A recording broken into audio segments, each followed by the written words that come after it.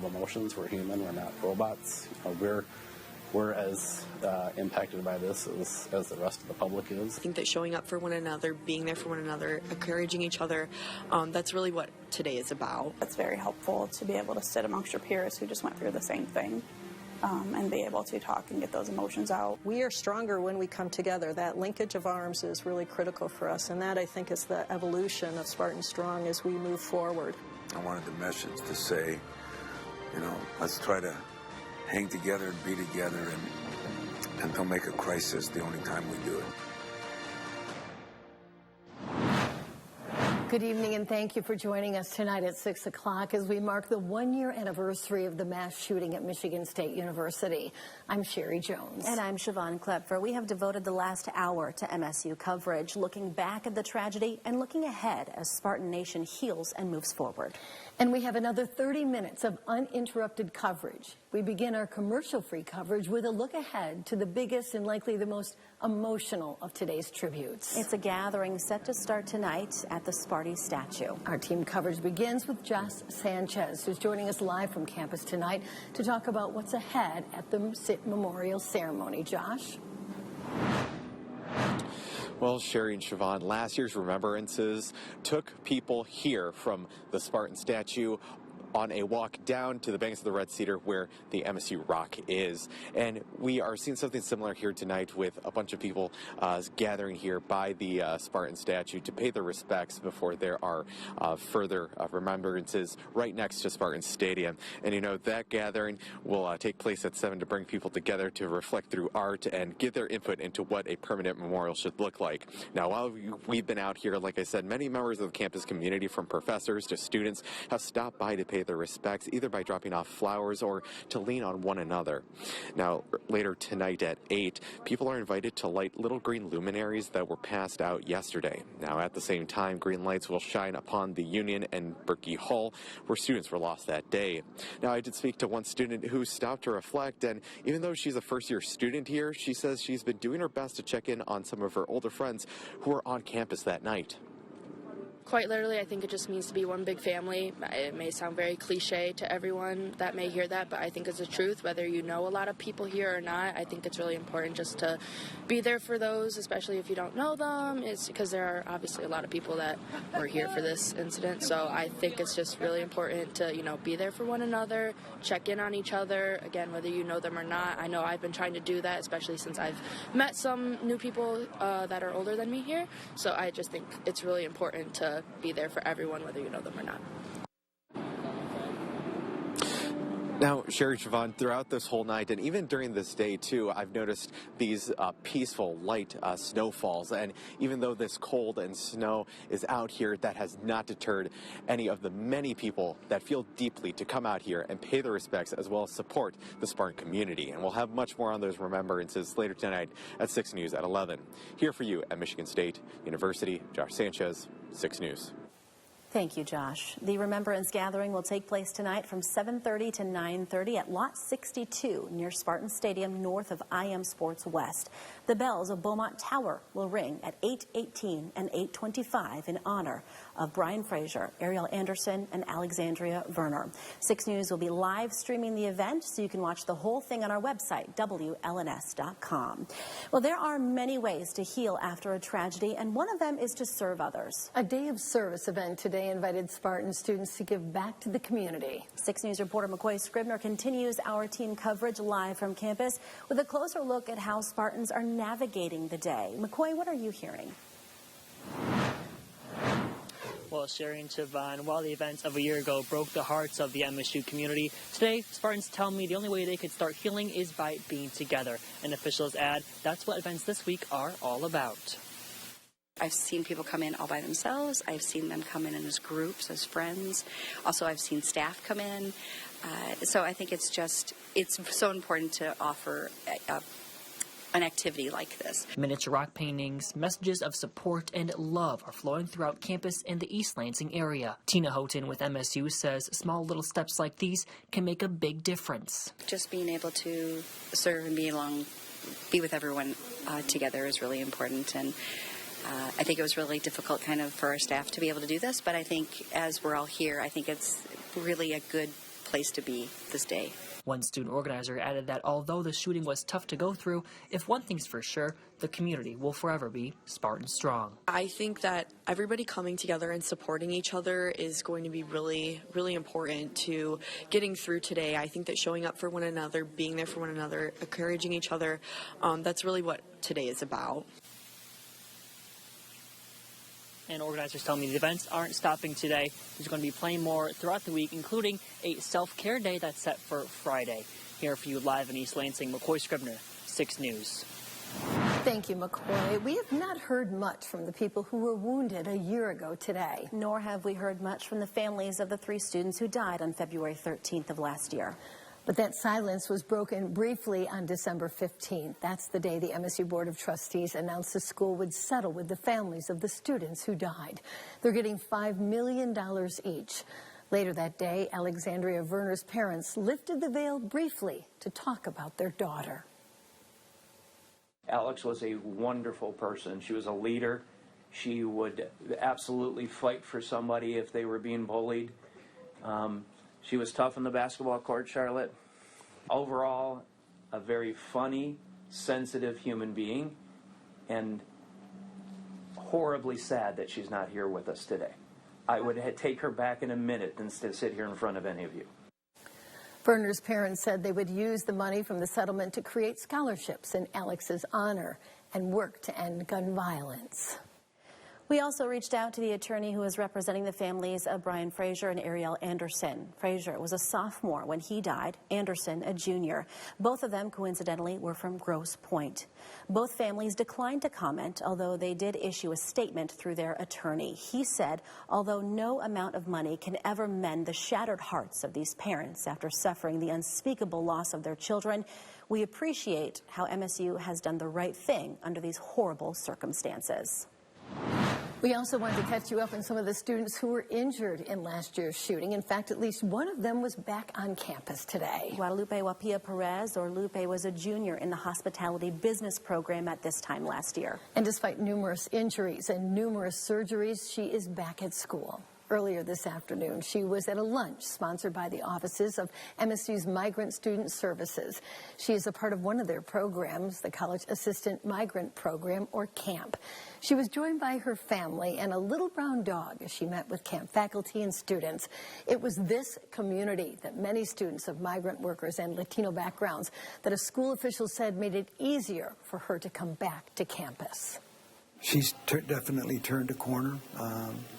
And she's smiling, laughing, and it's a sign of her becoming what she came here for, and that is to be a student.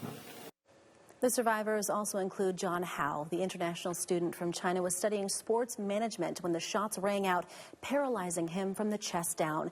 Howe is also apparently a big fan of NBA star James Harden, and when Harden found out that Howe was a fan, he dispatched members of his crew to Sparrow Hospital, where Howe was staying.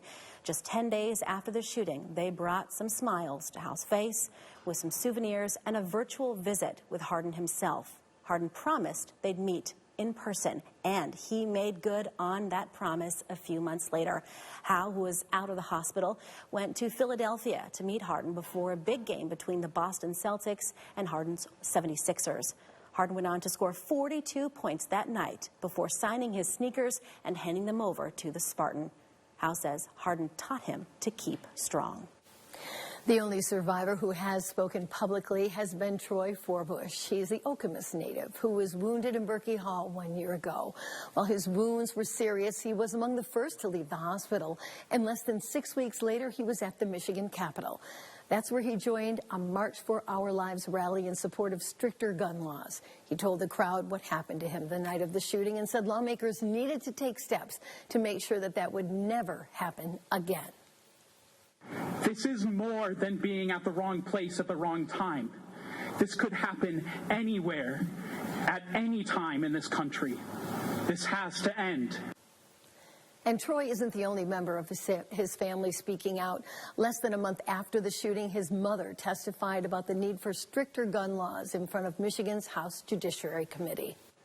Well, we don't have as much information about another mid-Michigan student who was wounded. The family of Livingston County's Nate Statley hasn't given an update since last summer, but their last post was a hopeful one. Nate's brother Josh posted in July that Nate had been to several rehab facilities and that he was talking and laughing again. But the post suggested that Nate had limited mobility and the family would need help renovating the house and a van with a wheelchair lift for the day when he would come home. The family has ended donations to the GoFundMe page, but not before it raised just over $300,000. From Storm Tracker 6, this is Weather First, sponsored by Auto Owners Insurance. Simple human sense. It has been fairly quiet across mid-Michigan today, but we've got some snowfall to talk about over the coming days. In particular, on Thursday, it looks like around trace to 2 inches of snow for the Lansing area, 1 to 4 St. John's north, trace to an inch south towards Jackson, and then maybe as little as 0 or certainly less than an inch as you get south of Jackson. So we check out the satellite and radar today. We've got a few snow flurries out there. Not a big deal, not going to cause any major problems, but just a little precipitation scattered here and there. We start to look to the southwest as we've got a storm system on the way. Precision cast through tomorrow morning. All quiet here. We'll see mostly clear skies becoming mostly sunny for a time tomorrow. There is our storm system still well to the west. As we move into Wednesday night and Thursday morning, we'll have precipitation moving in the form of rain and snow across the area. Notice by around lunchtime, it's already quickly zipping to the east. So this is a fast moving system. It'll be out of here for the afternoon commute, and then things look quiet as we head into Thursday night and Friday. McLaren Cam, cloudy skies. Our current temperature, that's at 35 degrees. The high today was up to 38, morning low down to 27. In Grand Ledge, cloudy skies, our high and low 36 and 26 with a current temperature of 33 degrees. And finally in Jackson with lots of clouds around, temperature at 34 after a high this afternoon up to 37. Everyone basically above the freezing mark, although Howell down to 32 degrees currently. We'll see lows tonight dipping into the 20s, 23 by tomorrow morning with decreasing clouds. As we move into your Wednesday, sunshine of the way, high temperatures above average at 37 degrees. The 6-day forecast, wintry mix, possible rain and snow on Thursday. Some flurries and snow showers Friday, Saturday, and Sunday. Minor accumulations. High temperatures cold Friday and Saturday. Next week, we're looking at 40s returning to the area with a few rain showers possible by next Thursday. In the wake of the shooting 1 year ago today, Michigan State University collected more than $2 million in donations. That came from more than 4,000 people who donated to the Spartan Strong Fund. The school recently announced plans to set aside a quarter of that money, $500,000, to reimburse students, faculty, staff, and even first responders who spent their own money on mental health services in the wake of the shooting. And that includes co-pays and deductibles for counseling, hospitalization, and even residential mental health treatment. The school will take requests for the next 3 years or until that money runs out. We'll have a link on how you can apply in the Scene on 6 section of WLNS.com. Well, last year, Sparrow Hospital Dr. Denny Martin, along with his team, ultimately helped to save the lives of the 5 students who were injured in the MSU mass shooting. Dr. Martin was joined on the front lines by surgeons, nurses, and caregivers, all who found a way to manage their emotions when the lives were on the line. But the emotional impact of what happened was evident when Dr. Martin addressed the media the next day, and the stress of it all broke through.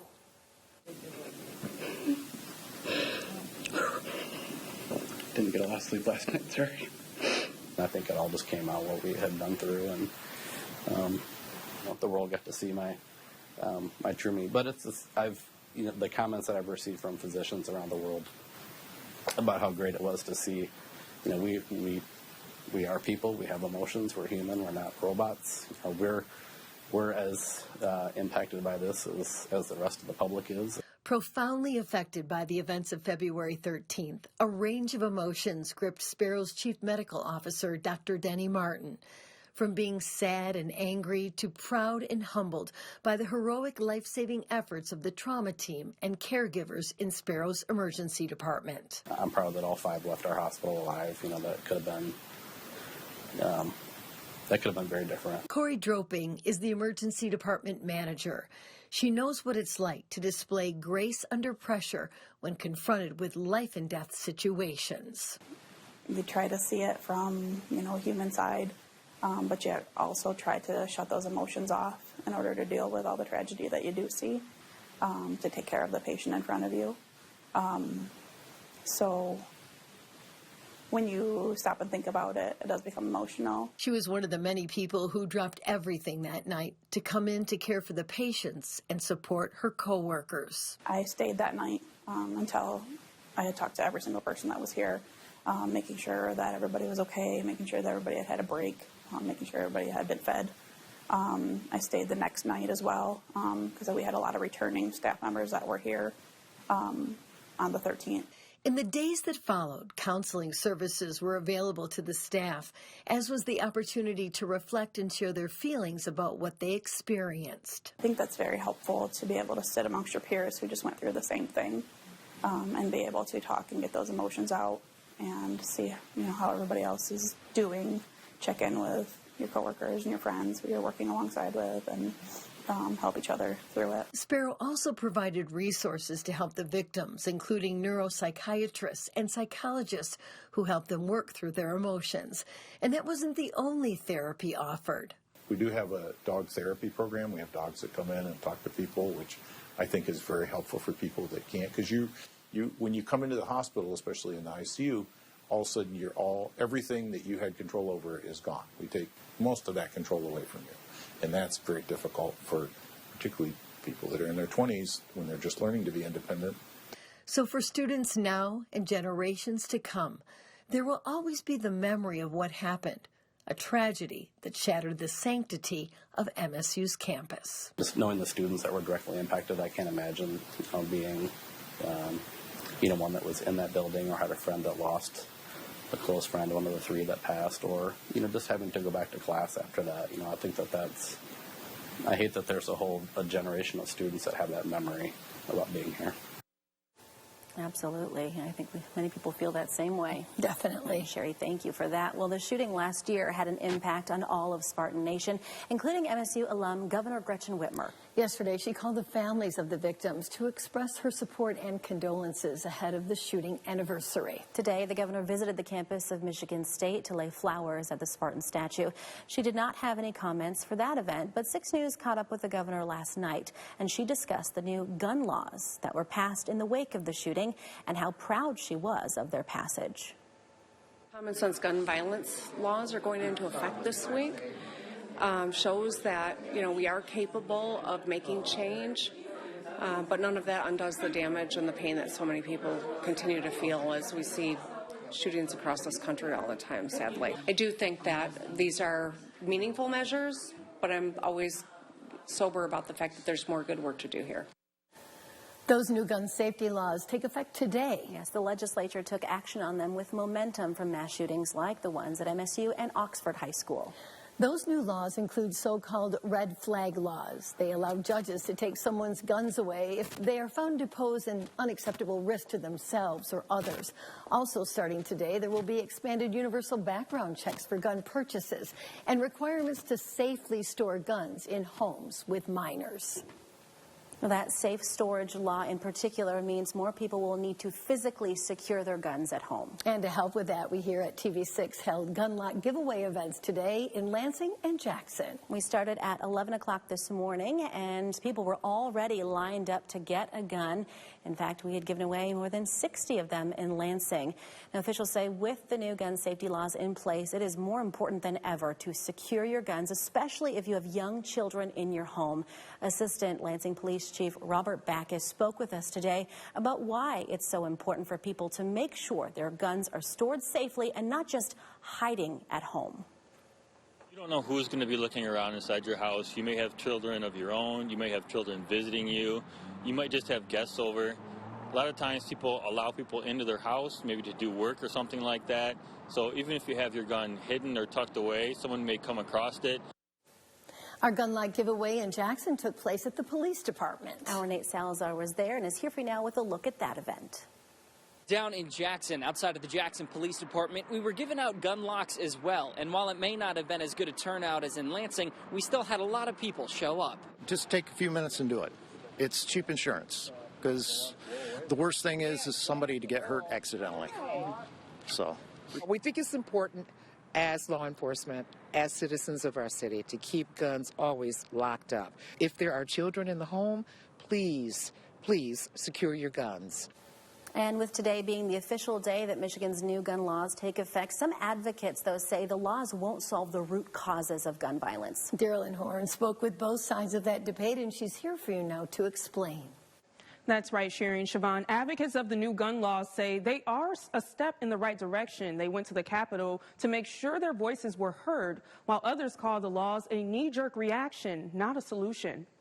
I'm a Spartan alum. I've had classes in Berkey, so it's personal for myself and a lot of people on staff. After years of work, new Michigan gun laws are being enforced today. But even with universal background checks, safe storage laws, and red flag laws, advocates still decided to lobby at the Capitol. There's also action that can be taken at the municipal level, the county level, school boards to address these root causes. Denzel McCampbell with Progress Michigan says it's important for the root causes of gun violence to be addressed too. Make sure that folks are in the community are connected, whether that is access to health care, to make sure folks' mental health is taken care of, or also education programs so the folks have what they need in their communities to reduce harm. That's the action that we want to see. Tonya Medlock with Detroit Hispanic Development Corporation says one of the root causes of gun violence is trauma, which is often ignored. I mean, even though we have things going on in our neighborhoods, it's still on a level that's getting out of control. We have not seen stats that gun laws have changed any violent crime whatsoever. Community advocate Michael Lynn calls the new laws knee-jerking solutions. He says we need to invest in more mental health resources. So then you in turn see things like Michigan State shooting. This was a man that was mentally ill, and the only resolve that these laws would do is lock him up. We have to stop criminals from shooting people, not stop law-abiding citizens from leaving their gun under their seat. McCampbell says he's proud of the work he and his group have accomplished today. This action is needed, and we'll get to a place where everyone feels safe. If you'd like to read more about those gun laws, head to WLNS.com. Sherry, Siobhan, back to you. Darylyn, thank you. Well, 6 News sat down with MSU Interim President Teresa Woodruff to discuss her experiences and perspective with that tragic day 1 year ago today. We brought you the first part of her interview on 6 News at 5. And now during part 2 of that discussion, we'll hear from her about how Spartan Nation is recovering and the future of MSU. Individually, as a person now, how have you changed and what have you learned since the shooting? It's an indelible mark, I think, on all of us, certainly on me as well. I look at every single person in the eye as I walk across campus, and I'm grateful for the personal engagements that we can have. This is a family, fundamentally. Spartan Nation is a family. And it's not just those who inhabit this particular space, but it's the community, it's our alumni, and it's a great number of people who care deeply for college campuses and what we do in this time. So for me, it's been to just make sure that I'm very present with every person at every time I can be, and know that can be meaningful in that moment, but also meaningful much larger than that. Next month brings new leadership to MSU. What are your hopes for the university going forward, and where does the school go from here? Well, you know, I think we've got a very strong foundation. This is an extraordinary institution with metrics of success that have been on the upward rise over the last 2 years that really outshine many of our competitors, but represent what I think is the excellence that is here. It's a humble campus. They don't like to toot their own horns, but it is a campus of true excellence. And so those metrics of success, I think, are those which represent the heart of this campus. Despite whatever else is going up, we continue to excel. And so as I hand the baton on to the 22nd president, who I'm very delighted will be part of this community, I believe we have that strong foundation upon which spirals of excellence will continue to be built. WLNS's coverage of today on the anniversary, we're doing something special. We've done something special with our morning show. We're doing something special with our evening shows. And we're branding this Still Spartan Strong. What does that mean to you? Well, for me, I have transitioned from Spartan Strong to Spartans Together. So I really think we've had to be strong. We've learned from each other. We've had to lean on each other. We've lifted each other up. And right now we are Spartans together. So with that learning, with that knowledge that we can lean on each other, by lifting each other up in ways that doesn't allow one person to be left behind, we are stronger when we come together. That linkage of arms is really critical for us. And that, I think, is the evolution of Spartan Strong as we move forward. And to me, it is all about the Spartan family and wrapping our warm academic arms around everyone and making sure not one soul is lost. Yes, the Spartan family, still Spartan strong and Spartan together. Her words very reflective of what we are all feeling. Absolutely. Well, Ian's here with sports. He had the opportunity to sit down with Michigan State basketball coach Tom Izzo this week. And that's because Izzo became a powerful voice for the MSU community last year. Yeah, Tom Izzo is obviously the face of Michigan State basketball, and some might even say he's the face of the entire university. 2 days after last year's shooting, he had the honor of speaking at the vigil, and while his words were extremely powerful, Izzo was a bit nervous beforehand. When you think back to what happened last year on February 13th, what was maybe the biggest takeaway or something that you think will always stick with you about that day? Well, when people say that live each day like it's your last, that was my takeaway. You know, about as safe as surrounding and everything that you could have, and boom, just like that, something happens. And it was that, just the sadness of what happened for no reason. That's the difference. To the families of those who were senselessly taken from us, words seem so hollow right now. You obviously were a big voice in terms of the MSU community, speaking at the vigil a few days afterwards. You said in your press conference this week you were nervous when you went up there. It didn't seem like it when you were listening back to it, but why do you feel like the nerves started to kick in for you at that time? Well, you get to do a lot of things in these jobs and speak in front of, I've been to the White House, I've been to different places, but I expected a decent-sized student body to be there. And when I saw the number of people there, and the number of people both from the community, the student side, from different ages to different colors, to everything that was there that night, it made me realize that, boy, we need to bring everybody together, and that's not easy to do. And I just felt like, man, am I saying the right stuff? Am I thinking about the right things? And I always hate it when I have to speak about something and it hasn't happened to me directly, because I never think you'd give enough understanding to people. I'm talking to them, and I'm trying to figure out a way to be a rah-rah guy, and we've got to move on, we've got to help this. And then I think of my own kids, and if my kid was one of the 3 that didn't make it, or if mine was one of the 4 or 5 that are going to have to live with the problems through the rest of their life, I think you'd feel differently. So I always get nervous when I have to talk about something that I haven't gone through myself, because it's like I don't have a right to. But at the same time, I wanted the message to say, let's try to hang together and be together, and don't make a crisis the only time we do it. A couple weeks ago, John, one of the guys that has been paralyzed a little bit, was in the locker room with in his wheelchair, and he just made me realize how lucky I am, and he made me realize how I shouldn't complain and do the things. He was unbelievable kid, unbelievable, and he's coming back to school. He's still in rehab over in Chicago. I mean, that was an incredible evening. And at his press conference yesterday, Izzo also said he hopes everyone takes a moment to remember those affected by last year's incident. That's it for sports. We'll have much more with Izzo tonight at 11. One final check of our 6-day forecast. Temperatures tomorrow will top out in the upper 30s. A rain, snow mixture, maybe some morning commute issues on Thursday. Then Friday, a few flurries. That'll lead to a few snow showers, and cold Friday and Saturday, highs in the 20s and 30s.